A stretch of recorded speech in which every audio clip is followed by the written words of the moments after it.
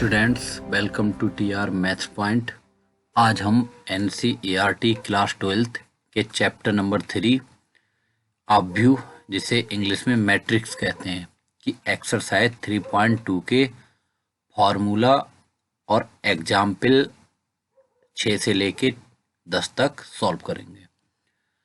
जो इससे पहले आपने हमारे YouTube channel TR maths point को सब्सक्राइब नहीं किया है तो उसे सब्सक्राइब कर लें और इस चैनल के बारे में अपने दोस्तों को भी बताएं।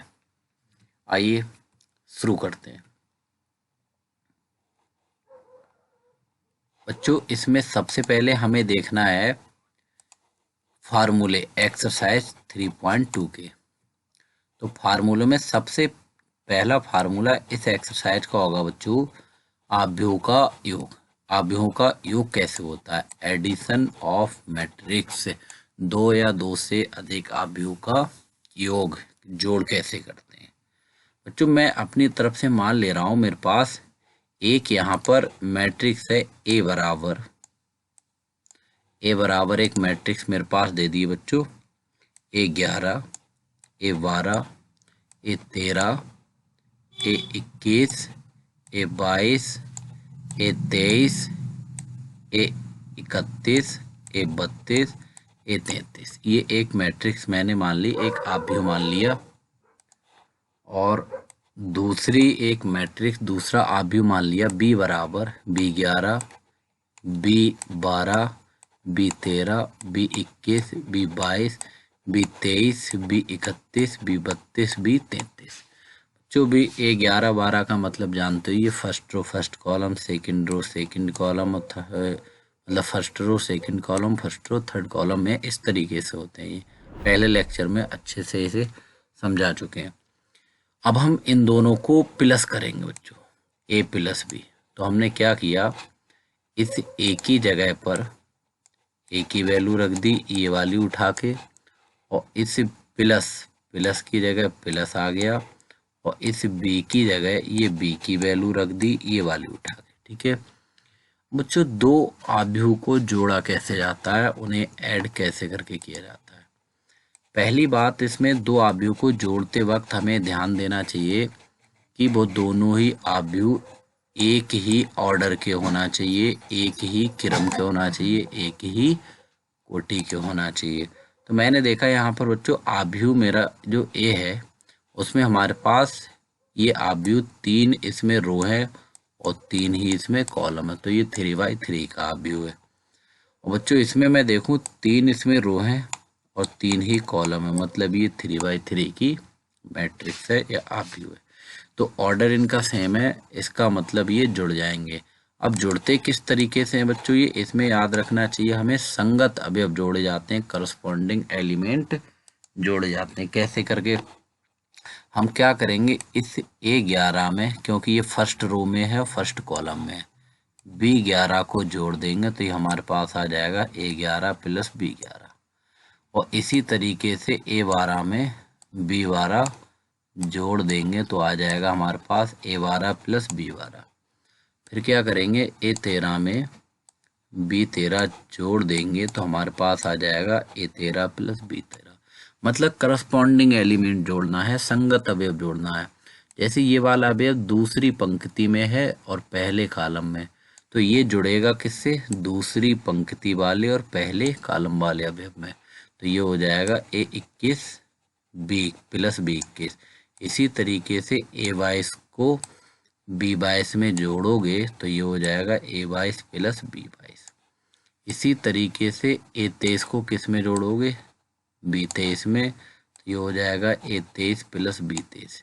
मतलब ये अगर अवयव, जैसे ये वाला अवयव है, ये तीसरी पंक्ति में, तीसरी रो में है और फर्स्ट कॉलम में है, तो ये तीसरी रो वाले और फर्स्ट कॉलम वाले अवयव से ही जुड़ेगा और तीसरी रो फर्स्ट कॉलम में ही रखा जाएगा। तो इसका मतलब जुड़ के ये, अब A32 में क्या जुड़ेगा, B32, तो ये A32 प्लस B32, मतलब ये तुम्हारी तीसरी पंक्ति में और दूसरे कॉलम में है। इसी तरीके से बच्चों A33 में कौन जुड़ेगा, B33, तो ये जुड़कर आ जाएगा A33 प्लस B33। तो किसी भी दो अवयव, दो से ज़्यादा अवयव को इस तरीके से जोड़ा जाता है। संगत अवयव होना बहुत ज़रूरी है। अब हमें क्या करना है, फॉर्मूला नंबर 2 होगा हमारे पास, अवयवों का अंतर, सब्ट्रैक्शन ऑफ मैट्रिक्स। मैट्रिक्स को कैसे सब्ट्रैक्ट करते हैं, कैसे अंतर उनका निकालते हैं।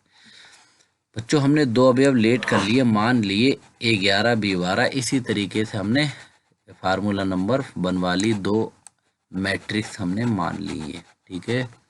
फिर हमें दोनों का अंतर निकालना है, यानी कि A माइनस B मान ले रहे हैं, बराबर एक की जगह हमने क्या किया, इस A की जगह पर तो A की वैल्यू ये वाली उठा के रख दी यहाँ पर पूरी, और माइनस तो ये माइनस, और ये B की जगह बच्चों हमने ये B की वैल्यू यहाँ से उठाई और इस B की जगह रख दी। तो इस तरीके से ये स्टेप निकल के आ गई। अब हमें करना क्या होगा बच्चों, जिस तरीके से हमने जोड़ा था, ऐड किया था कि करस्पॉन्डिंग एलिमेंट होना चाहिए, उसी तरीके से हमारे पास यहाँ भी करस्पॉन्डिंग एलिमेंट ही घटेंगे। मतलब A11 में से माइनस करना है किसे, B11 को, तो ये आ जाएगा A11 माइनस B11। इसी तरीके से A12 में से माइनस करना है B12 को, तो हमारे पास आ जाएगा A12 माइनस B12। इसी तरीके से A13 में से माइनस करना है B13 को, तो ये हो जाएगा A13 माइनस B13, ठीक है। इसी तरीके से बच्चों A21 में से माइनस करना है B21 को, तो ये आ जाएगा A21 माइनस B21। और A22 में से B22 को माइनस करना है, तो ये आ जाएगा A22 माइनस B22। और A23 में से किसे माइनस करना है, B23 को, तो A23 माइनस B23। A31 में से माइनस करना है B31 को, तो ये आ जाएगा A31 माइनस B31। और A32 में से माइनस करना है B32 को, तो A32 माइनस B32। और A33 में से माइनस करना है B33 को, तो ये A33 माइनस B33। इस तरीके से बच्चों हमारे पास ये A माइनस B निकल के आ जाएगा किसी भी दो अवयव का। आइए बच्चों एक आगे बढ़ते हैं, एक फार्मूला या इससे पहले एक नोट समझते हैं कि ये नोट किस तरीके से काम करता है और ये होता क्या है वास्तव में।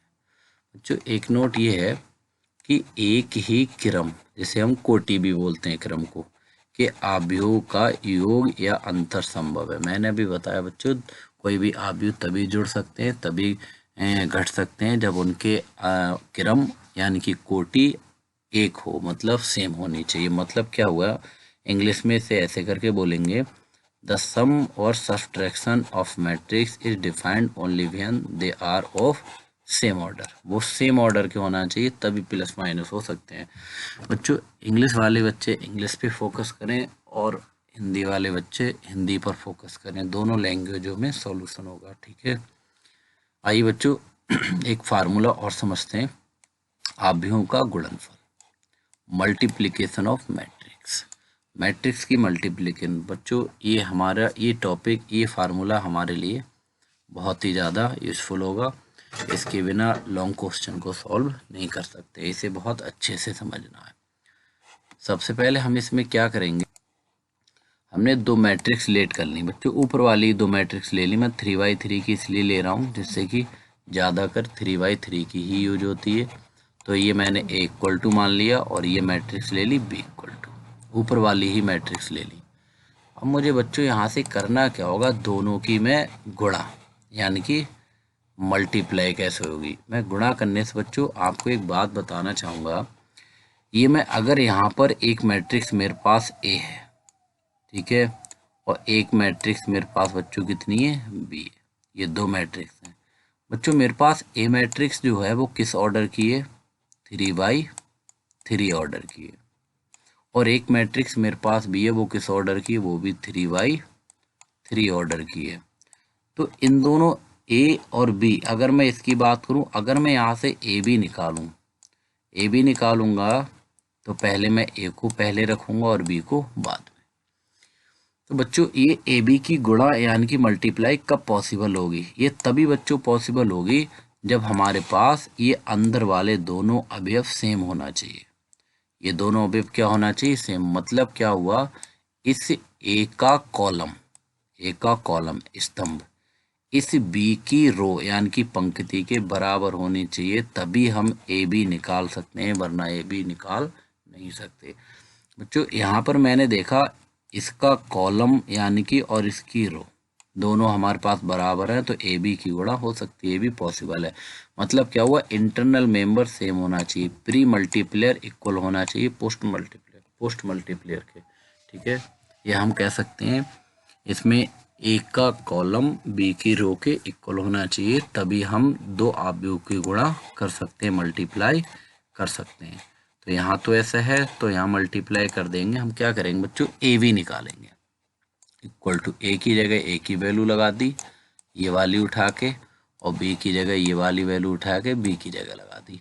अब इन दोनों की मल्टीप्लाई कैसे होगी, सबसे मोस्ट इम्पोर्टेंट टॉपिक रहेगा ये हमारे इस चैप्टर का। हमें क्या करना होगा बच्चों, ध्यान से समझना है इस स्टेप को, इसके बिना आगे कुछ नहीं होने वाला है। मतलब क्या हुआ कि हमें पहली रो की मल्टीप्लाई सबसे पहले पहले कॉलम से करनी होगी, पहले कॉलम से। उसके बाद में इसी पहली रो की मल्टीप्लाई दूसरे कॉलम से करनी है। इसी प्रकार इसी पहली रो की मल्टीप्लाई तीसरे कॉलम से करनी है। अब ये मल्टीप्लाई करनी कैसे करके है वो भी यहाँ पर समझ लेते हैं। हमें कैसे करके मल्टीप्लाई करनी है बच्चों, इसकी पहली रो के पहले वाले अवयव की गुणा पहले एलिमेंट की पहले एलिमेंट से, इस कॉलम के पहले से, और दूसरे वाले की इस कॉलम के दूसरे वाले से, और तीसरे वाले की तीसरे वाले से। इसी प्रकार फिर हम क्या करेंगे, इसी रो की बच्चों इस वाली रो की हम फिर किससे करेंगे मतलब गुणा, इस वाले कॉलम से। कैसे करेंगे, मतलब इस A11 की गुणा किससे करेंगे, B12 से। फिर A12 की किससे करेंगे, B22 से। फिर A13 की किससे करेंगे, B32 से। इस तरीके से हम मल्टीप्लाई करेंगे। देखते हैं बच्चों किस तरीके से ये मल्टीप्लाई आती है। तो सबसे पहले बच्चों हमारा जो फोकस रहेगा, इस वाली रो की किससे मल्टीप्लाई करेंगे, इस वाले कॉलम से।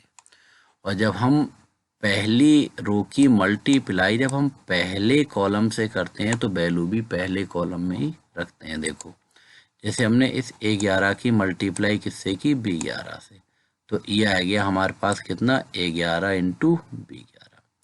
पर बच्चों बीच में लगाते हैं प्लस का साइन, प्लस का चिन्ह। फिर हम क्या करते हैं, इस B12 की गुणा किससे करेंगे, B21 से, दूसरे की दूसरे से। तो ये हमारे पास आ गया A12 इंटू B21 प्लस, फिर प्लस का, फिर तीसरे वाले की इस पंक्ति के तीसरे अवयव की गुणा इस कॉलम के तीसरे अवयव से करनी है। तो ये आ जाएगा A13 इंटू B31। ठीक है, तो अब हमने क्या देखा बच्चों, इस वाली रो की मल्टीप्लाई इस कॉलम से हो गई, इस पूरी रो की मल्टीप्लाई बच्चों, इस पूरी मल्टीप्लाई पूरी रो की मतलब इस एक कॉलम से हो गई। अब इसी रो की मल्टीप्लाई हमें दूसरे कॉलम से करनी है, इस वाले से, और दूसरे कॉलम में वैल्यू रखनी है। कैसे करके बच्चों, हमने क्या किया, यहाँ A11 की गुणा करेंगे B12 से, मतलब पहले वाले अवयव की गुणा पहले अवयव से। तो ये आ जाएगा A11 इंटू B12। फिर दूसरे वाले की करनी है दूसरे वाले से प्लस, तो A12 इंटू B22। फिर A13 की गुणा करनी है B32 से, तो ये आ जाएगा A13 इंटू B32, और बीच में हमेशा प्लस का साइन आता है। तो इस तरीके से पहली रो की मल्टीप्लाई दूसरे कॉलम से भी हो गई। अब हमें क्या करना है बच्चों, इसी पहली रो की गुणा अब किससे करेंगे, तीसरे कॉलम से। तीसरे कॉलम से करेंगे तो तीसरे कॉलम में ही रखेंगे। ठीक है, कैसे करेंगे बच्चों, इस A11 की अगर मैं गुणा करूंगा किससे, B13 से, तो ये आ जाएगा A11 इंटू B13। फिर हम क्या करेंगे, A12 की गुणा करेंगे B23 से, तो ये प्लस का ये आ जाएगा A12 इंटू B23। उसके बाद हम क्या करेंगे बच्चों, अब हमें करना क्या है, A13 की गुणा किससे करेंगे बच्चों, B33 से, तो ये हो जाएगा A13 इंटू B33। इस तरीके से हमारे पास इसकी गुणा करने के बाद पहली रो कंप्लीट हो गई, ये वाली रो कंप्लीट हो गई बच्चों। जब बच्चों ये रो कंप्लीट हो गई हमारे पास, तो अब हमें करना क्या है, कौन सी वाली, अब इसी तरीके से सेकंड रो कंप्लीट करेंगे। फर्स्ट रो तो ये हमारी कंप्लीट हो चुकी है, ये वाली। अब सेकंड रो कैसे कंप्लीट करेंगे, जिस तरीके से बच्चों हमने यहाँ पर इस फर्स्ट रो की गुणा तीनों कॉलम से की थी, मल्टीप्लाई तीनों कॉलम से, इसी तरीके से अब हम इस सेकंड रो की मल्टीप्लाई तीनों कॉलम से करेंगे, सेम टू सेम। तो सबसे पहले इस वाली रो की मल्टीप्लाई करेंगे बच्चों पहले कॉलम से, ठीक है, और पहले कॉलम में ही रखेंगे। तो हमारे पास क्या होगा, सबसे पहले A21 की गुणा करेंगे किससे, B11 से, तो ये आ जाएगा A21 इंटू B11। फिर क्या आता है बीच में, प्लस का साइन। फिर ये A22 की गुणा करेंगे B21 से, तो ये हो जाएगा A22 इंटू B21। फिर बीच में आता है प्लस का साइन। और A23 की गुणा किससे करेंगे यहाँ पर बच्चों, B31 से, तो ये आ जाएगा A23 इंटू B31। यानी कि हमने यहाँ से एक बात देख ली बच्चों कि हमारे पास ये जो सेकंड रो है, सेकंड रो की मल्टीप्लाई फर्स्ट कॉलम से हो गई। मतलब क्या हुआ, इस रो की मल्टीप्लाई इस कॉलम से हो गई। अब हम क्या करेंगे बच्चों, इस रो की मल्टीप्लाई, इस वाली रो की मल्टीप्लाई किससे करेंगे, सेकंड कॉलम से करेंगे और सेकंड ही कॉलम में रखेंगे। तो हम क्या करेंगे बच्चों, A11 की मल्टीप्लाई किससे होगी, B12 से, तो ये हो जाएगा A11 नहीं बल्कि ये 21 है, तो 21 इंटू B12 हो जाएगा। फिर हम क्या करेंगे, A22 की गुणा करेंगे B22 से, तो ये आ जाएगा प्लस का A22 इंटू B22। फिर हम क्या करेंगे, ये प्लस का साइन लगाएंगे और यहाँ पर B23 की मल्टीप्लाई किससे करेंगे, B32 से, तो ये आ जाएगा B23 इंटू B32। इस तरीके से बच्चों हमारे सेकंड कॉलम से भी इसकी मल्टीप्लाई हो गई। अब हमें करना क्या है बच्चों, हमें इसी रो की मल्टीप्लाई, इस रो की मल्टीप्लाई अब करना है थर्ड कॉलम से। और जैसे ही हम इस थर्ड कॉलम से करेंगे तो रखेंगे भी कहाँ पर, इसे थर्ड कॉलम में रखेंगे यहाँ पर, ठीक है। तो सबसे पहले हम क्या करते हैं बच्चों, इसमें A31 की मल्टीप्लाई किससे करेंगे, B13 से, पहले की पहले से, तो ये आ जाएगा अपने पास कितना, A31। यहाँ पर बच्चों हमारे पास क्या हो, हमें करना क्या है, इस A21 की गुणा किससे करनी है, B13 से, तो ये हो जाएगा A21। बच्चों यहाँ पर हमें थोड़ा सा देखना, यहाँ पर इस A21 की मल्टीप्लाई B13 से करेंगे तो 21 B13, बीच में प्लस का साइन आ जाएगा। A22 की मल्टीप्लाई B23 से करेंगे तो A22 इंटू B23 प्लस का साइन आएगा। फिर क्या होगा बच्चों, A23 की मल्टीप्लाई B33 से करेंगे तो A23 इंटू B33। इस तरीके से हमारी सेकेंड रो भी कंप्लीट हो जाती है बच्चों। अब हमें करना क्या होगा, यहाँ से सेकेंड रो भी कंप्लीट हो गई, थर्ड रो को कंप्लीट करने के लिए अब हमें इस थर्ड रो की मल्टीप्लाई किससे करनी पड़ेगी, पहले कॉलम से करेंगे, फिर दूसरे कॉलम से करेंगे, फिर तीसरे कॉलम से करेंगे। तो कैसे करके करेंगे देखते हैं। तो बच्चों हम A31 की गुणा करेंगे पहले B11 से, तो ये आ जाएगा A31 इंटू B11। फिर A32 की गुणा करेंगे B21 से, तो ये A32 इंटू B21 प्लस का और ये प्लस का साइन बीच में।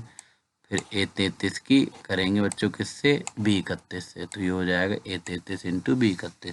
इस तरीके से बच्चों हमारी ये थर्ड रो की मल्टीप्लाई भी फर्स्ट कॉलम से हो गई। अब हम क्या करेंगे, इस थर्ड रो की मल्टीप्लाई सेकंड कॉलम से करेंगे।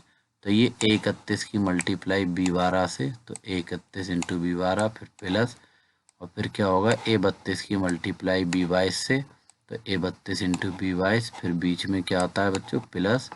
अब ये A33 की मल्टीप्लाई B32 से और ये A33 इंटू B32 हो जाएगा। इस तरीके से दूसरे कॉलम से भी इसकी मल्टीप्लाई हो गई। अब हमें इसकी मल्टीप्लाई करनी है तीसरे कॉलम से, इसी थर्ड रो की। तो A31 की जब B13 से करेंगे तो A31 इंटू B13 हो जाएगा प्लस, और A32 की B23 से करेंगे तो A32 इंटू B23 फिर क्या आएगा प्लस, और A33 की मल्टीप्लाई B33 से करेंगे तो A33 इंटू B33। बच्चों इस तरीके से हमारी दो मैट्रिक्स की मल्टीप्लाई पॉसिबल होती है। आइए बच्चों इसके ऊपर कुछ नोट देखते हैं। नोट पॉइंट क्या है यहाँ पर हमारा।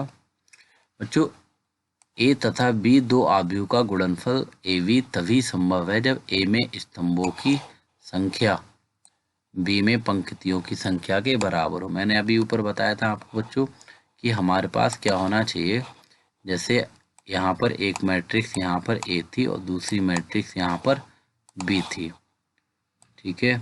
तो हमारे पास एक के यहाँ पर ऑर्डर था 3×3 और बी का ऑर्डर था 3×3। तो मतलब ये इस ए के स्तंभों की संख्या यानी कि कॉलम नंबर ऑफ कॉलम, इस बी के रो के नंबर पंक्तियों की संख्या या नंबर ऑफ कॉलम के क्या होनी चाहिए, इक्वल। और ये दोनों इक्वल है तभी ए बी पॉसिबल होगा, वरना ए बी पॉसिबल नहीं होगा। हम इसे शॉर्ट में करके कैसे करके लिख सकते हैं बच्चों कि ए में स्तंभों की संख्या बी में पंक्तियों की संख्या के क्या होनी चाहिए, बराबर होनी चाहिए। इंग्लिश में कैसे करके इसे बच्चों रिप्रेजेंट करेंगे हम कि two matrix A and B are set to be defined for multiplication A B if the number of columns of A, pre multiplier भी बोलते हैं बच्चों, ए में नंबर ऑफ कॉलम जो होते हैं उसे बोलते हैं pre multiplier, is equal to the number of rows of B, जिसे हम क्या बोलते हैं पोस्ट मल्टीप्लेयर। मतलब क्या है कि प्री मल्टीप्लेयर इक्वल किसके होना चाहिए, पोस्ट मल्टीप्लेयर के।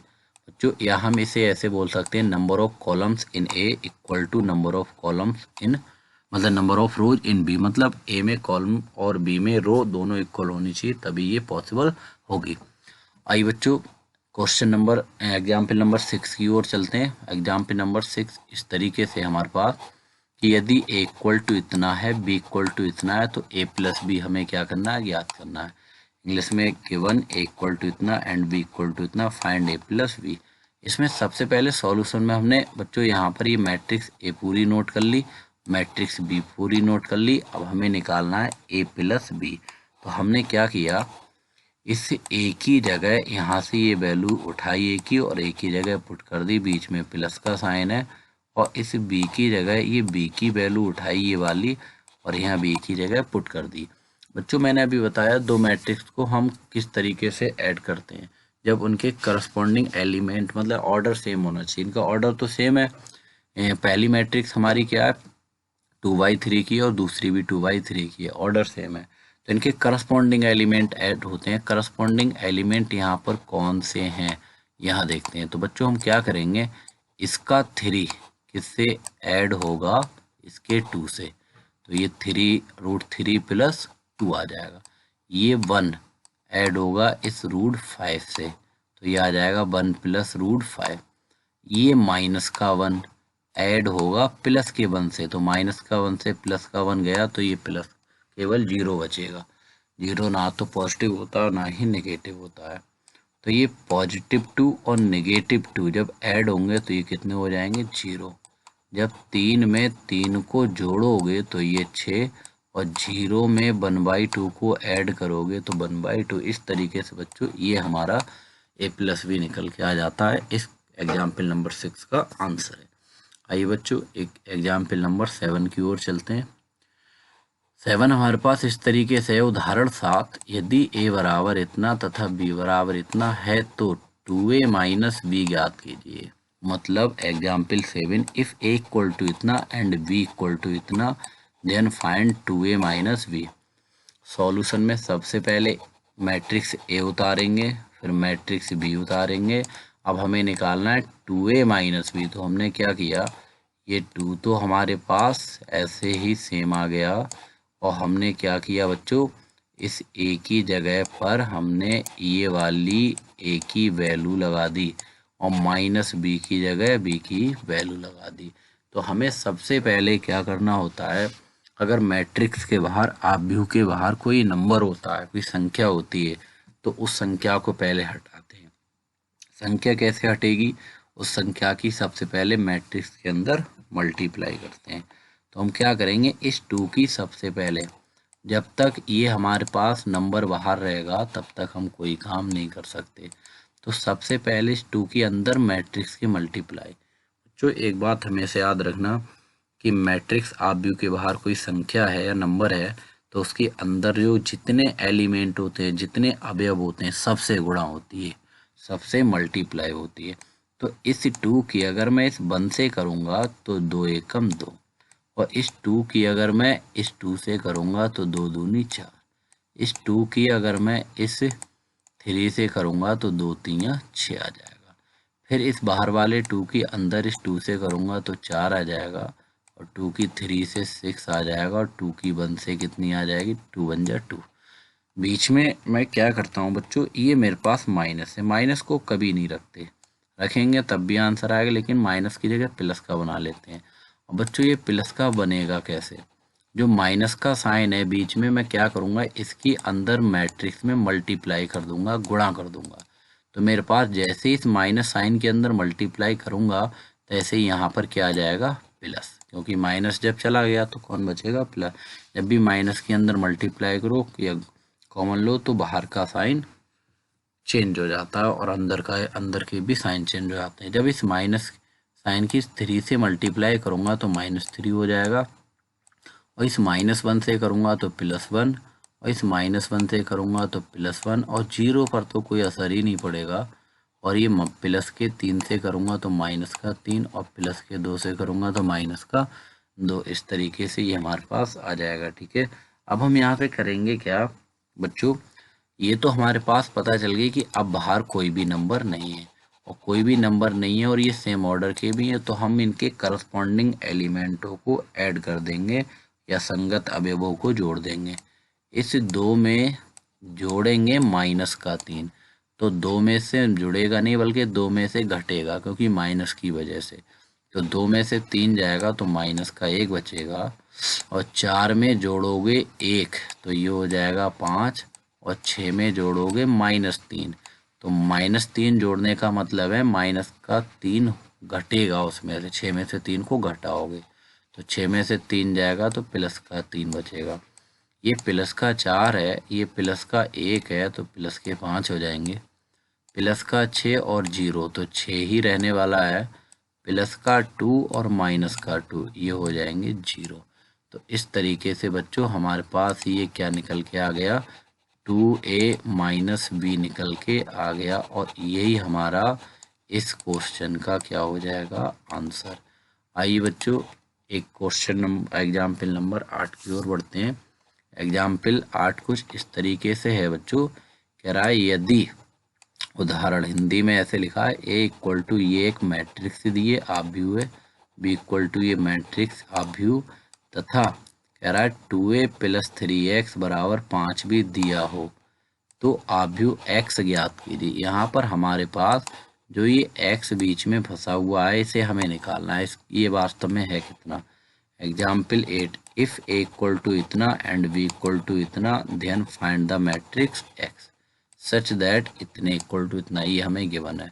बच्चों एक बात हमेशा याद रखो, कोई भी हम कह सकते हैं कैपिटल लेटर अगर होता है तो वो मैट्रिक्स होती है, और स्मॉल लेटर जो होता है वो एलिमेंट अवयव होता है। ठीक है, तो सबसे पहले तो ये मैट्रिक्स हमने यहाँ पर नोट कर ली सॉल्यूशन में, और मैट्रिक्स बी भी नोट कर ली। और बच्चों हम यहाँ से एक काम करते हैं, हम यहाँ पर कैपिटल एक्स एक अवयव अपनी तरफ से एक मैट्रिक्स मान ले रहे हैं, लेकिन वो मैट्रिक्स कैपिटल एक्स यहाँ से हमें देख के कैसे करके पता चलेगा कि वो किस ऑर्डर की है। तो हमें यहाँ से बच्चों ऐसे करके ये बात पता चलेगी कि किस ऑर्डर की है। हमारे पास है कितना, 2a प्लस का 3x बराबर कितना, 5b, ये हमारे पास है। तो बच्चों यहाँ पर एक बात ये बताओ, ये 2 और 3 कांस्टेंट, इसे इग्नोर करके चलो, मान लो ये है ही नहीं हमारे पास। अगर मान लिए हमने कि ये है ही नहीं तो हमारे पास थोड़ी देर के लिए इग्नोर करो, क्योंकि इनसे कोई ऑर्डर पे कह सकते हैं कांस्टेंट वैल्यू से ऑर्डर पे कोई फर्क नहीं पड़ता। तो मान लो ये है ही नहीं थोड़ी देर के लिए, ठीक है। तो हम क्या करेंगे, इस ए का ऑर्डर कितना है बच्चों, ये है, इसमें 3 रो हैं और इसमें कॉलम कितने हैं, 2, यानी कि इसका ऑर्डर है 3/2। बच्चों इस बी का ऑर्डर कितना है मेरे पास, इसका ऑर्डर कितना है बच्चों, ये भी 3/2 है। ठीक है, तो ये ऑर्डर कितना हो गया 3/2। अब यहाँ पर x का ऑर्डर कितना होना चाहिए बच्चों, एक बात मुझे बहुत अच्छे से पता है कि इस वाले x में, इस वाले x में बच्चों में, मतलब इस वाले a में मैं इस x को ऐड कर रहा हूँ, जोड़ रहा हूँ। तो ये जुड़ेगा कब, ये बच्चों तभी जुड़ पाएगा जब इस a का ऑर्डर और x का ऑर्डर सेम हो। a का ऑर्डर और x का ऑर्डर क्या होना चाहिए, सेम, एक ही होना चाहिए। मतलब यहाँ से क्या हुआ कि अगर a का ऑर्डर तुम्हारा 3/2 है तो इसका भी ऑर्डर कितना होगा, 3/2 होगा, तभी ये दोनों ऐड हो पाएंगे, वरना ये ऐड नहीं हो पाएंगे। तो इस तरीके से बच्चों हमें जो भी एक मैट्रिक्स माननी होगी, जो लेट करनी होगी, वो किस ऑर्डर की होनी चाहिए, 3/2 की होना चाहिए। 3 तो उसमें कॉलम होना चाहिए, मतलब 3 तो रो होनी चाहिए और इसमें 2 कॉलम। तो मैंने क्या किया, इस मैट्रिक्स को बच्चों मैंने x इक्वल टू मान लिया ABCDEF। अब इसमें मैंने एक बात देख ली कि इसमें कितनी रो हैं, 3 रो हैं और 2 इसमें कॉलम है। 1 2 3, 3 तो रो हैं और कॉलम कितने हैं, 1 2, ये कॉलम है। तो इस तरीके से मैंने 3/2 की एक मैट्रिक्स मान ली। अब मुझे करना क्या होगा, मुझे एक चीज़ दी हुई है यहाँ पर बच्चों, मेरे पास दी हुई है कि 2a + 3x = 5b।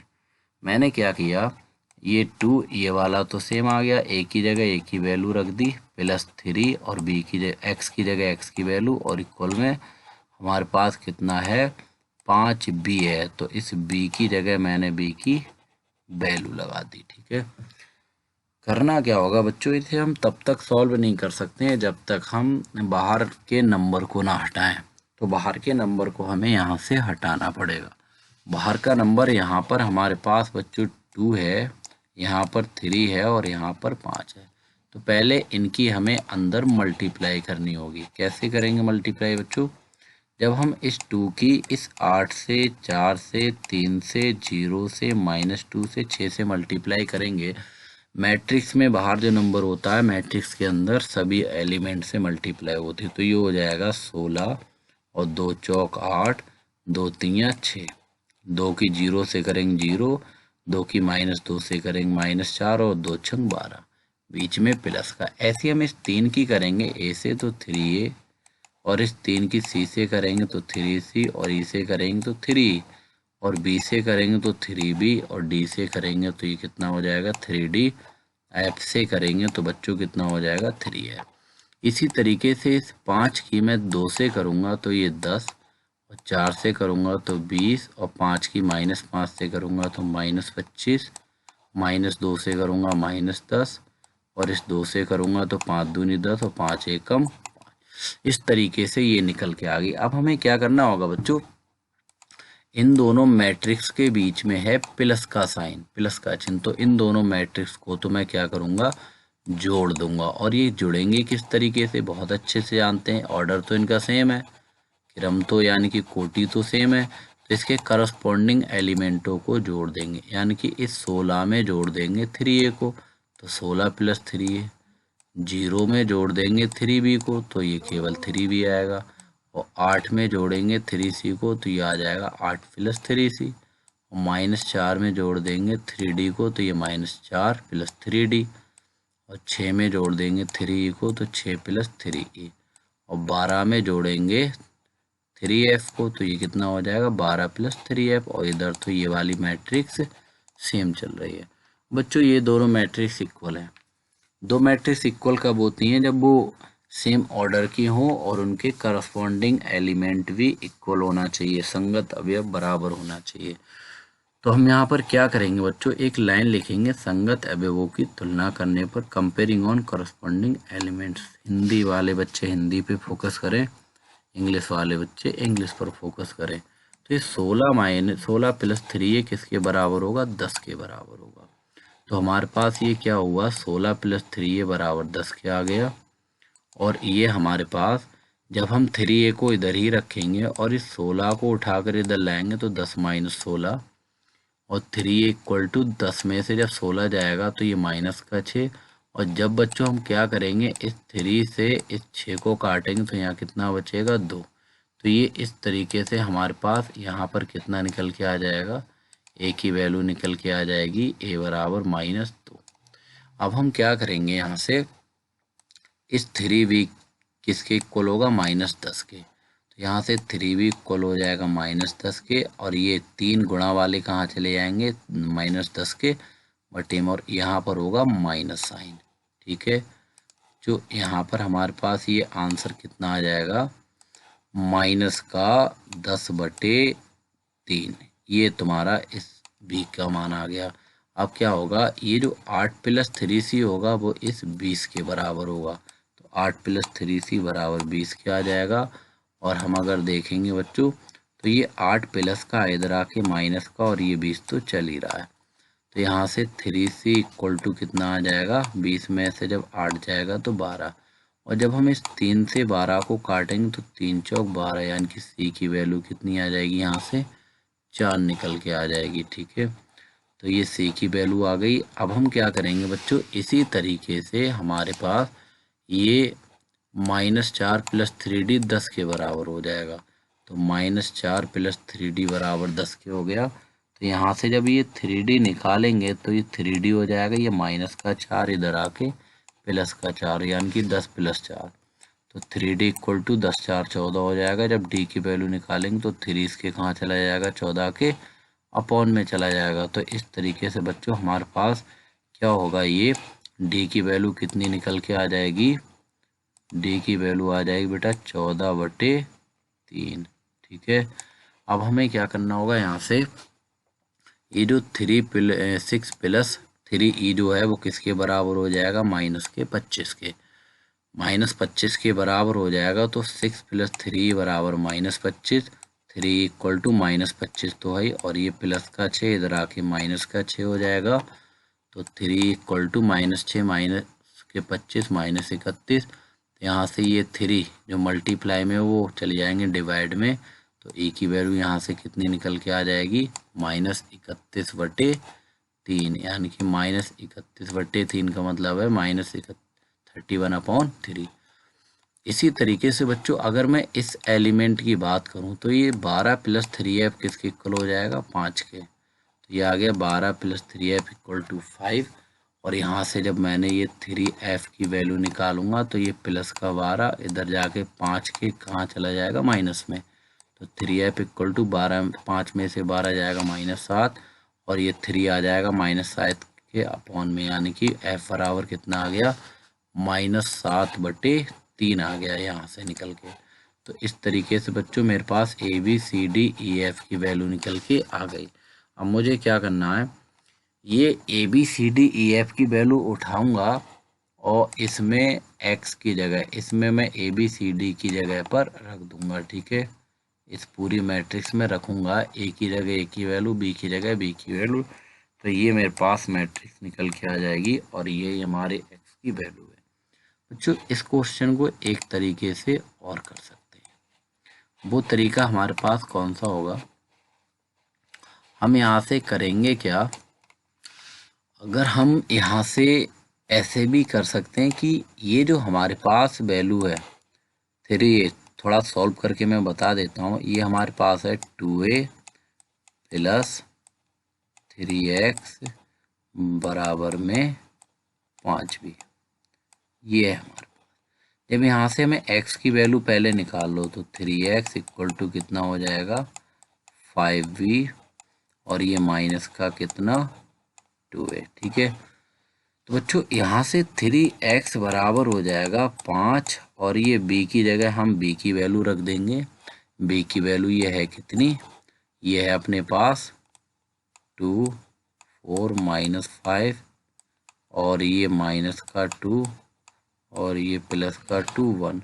इसी तरीके से ये माइनस का 2, और a की जगह हम a की वैल्यू यहाँ लगाएंगे, फिर 5 के अंदर मल्टीप्लाई इसमें कर देंगे, -2 के अंदर मल्टीप्लाई, फिर माइनस कर देंगे। इस तरीके से बच्चों हमारे पास, और इस वाले 3 को बाद में डिवाइड में भेज देंगे। तो इस तरीके से हमारे पास x की वैल्यू निकल के आ जाएगी। बच्चों ये किताब का मेथड है, आप किताब से भी देख के सॉल्व कर सकते हैं। मैंने जो कराया वो थोड़ा अलग मेथड है। ठीक है, तो इस तरीके से बच्चों ये हम दूसरे तरीके से भी इसे आसानी से सॉल्व कर सकते हैं। बच्चों ये लेक्चर थोड़ा बड़ा हो रहा है, तो मैं इस लेक्चर में इतने ही एग्जाम्पल लेने वाला हूँ, बाकी के एग्जाम्पल नेक्स्ट लेक्चर में लेंगे। Thank you.